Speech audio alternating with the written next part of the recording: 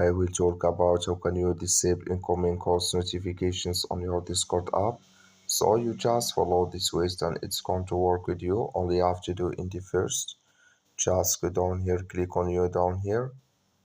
So then it's going to take you to your profile. It's going to show for you like this here. Go above this sign, click on it. So then it's going to take you to this list. It's going to show for you like this. You just scrolling down here until you will find here notifications. Just click on it. So then you click here on get notifications outside of Discord. So then you just switch into open video like this. Click on notifications here. So then you click here on notifications categories down here. Then you will find here incoming calls. Just click in this sign.